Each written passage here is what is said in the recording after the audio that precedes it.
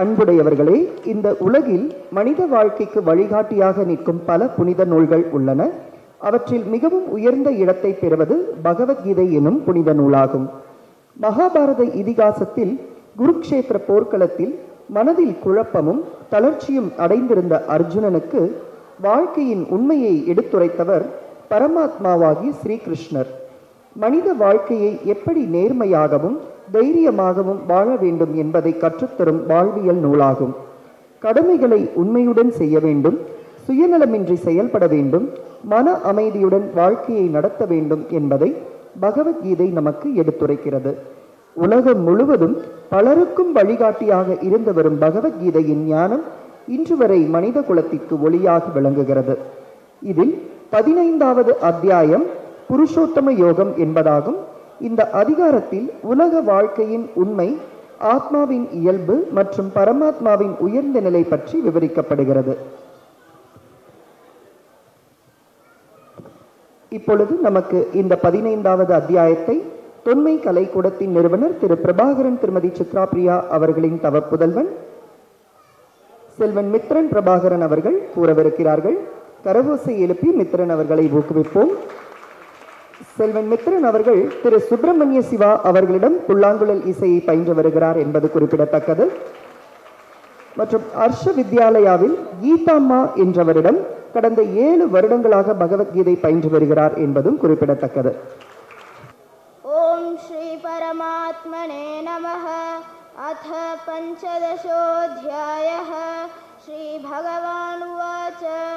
ஊர்வமூலமதசாகம் அஸ்வத்தம் பிராஹுரவ்யயம் சந்தாம்சி யஸ்ய பர்ணானி யஸ்தம் வேத ச வேதவித் அதश्चोर्ध्वं प्रसुतास्तस्य शाखाः गुणप्रवृद्धा विषयप्रवालाः अधश्च मूलान्यनुसन्ततानि कर्मानुबन्धीनि मनुष्यलोके न रूपमस्येह ततोपलभ्यते नान्तो न चादिर्न च सम्प्रतिष्ठा अश्वत्थमेनं सुविरूढमूलम् असङ्गशस्त्रेण धृतेन चित्वा ततः पदं तत्परिमार्गितव्यं यस्मिन् गता न निवर्तन्ति भूयः तमेव चाद्यं पुरुषं प्रपद्ये यतः प्रवृत्तिः प्रसृता पुराणी निर्माणमोहाजितसङ्गदोषाः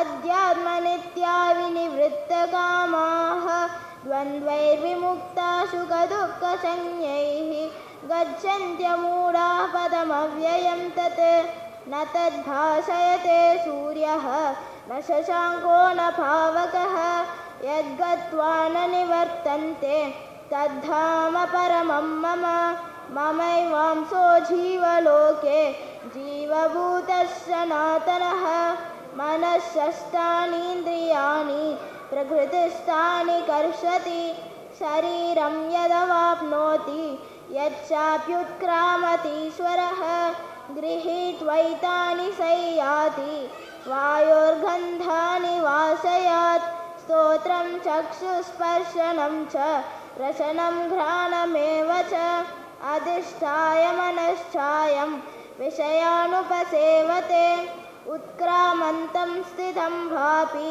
भुञ्जानं वा गुणान्वितं विमूढानानुपश्यन्ति पश्यन्ति ज्ञानचक्षुषः यतन्तो योगिनश्चैनं पश्यन्त्यात्मन्यवस्थितं यतन्तो प्रकृतात्मानः नैनं पश्यन्त्यचेतसः यदादिद्यगतं तेजः जगद्भासयतेऽखिलं यच्चन्द्रमसि यच्चाग्नौ तत्तेजो विद्धि मामकं गामाविश्य च भूतानि धारयाम्यहमोजसा पुष्णामि चौषधिः सर्वाः सोमो भूत्वा रसात्मकः अहं वैश्वानरो भूत्वा प्राणिनां देहमाश्रितः प्राणापानसमायुक्तः पचाम्यन्नं चतुर्विधं सर्वस्य चाहं हृदि सन्निविष्टः मतः स्मृतिज्ञानमपोहनं च वेदैश्च सर्वैरहमेव वेद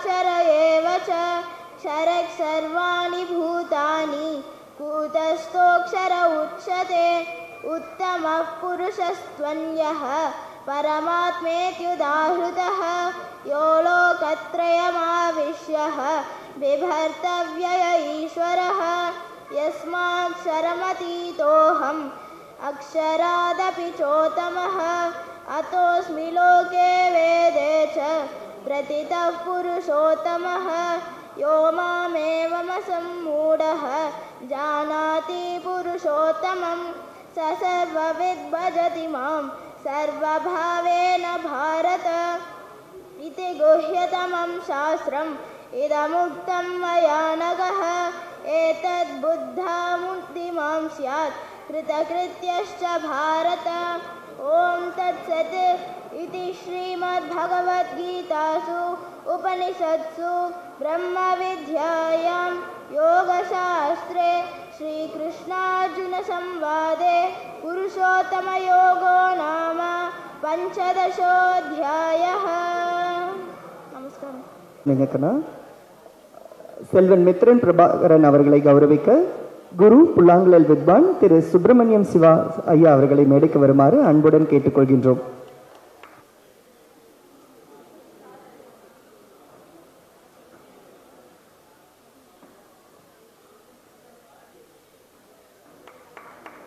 மித்ரன் பிரபாகரன் சார் கிட்ட புல்லாங்குழல் இசை பயின்று வருகிறாங்க.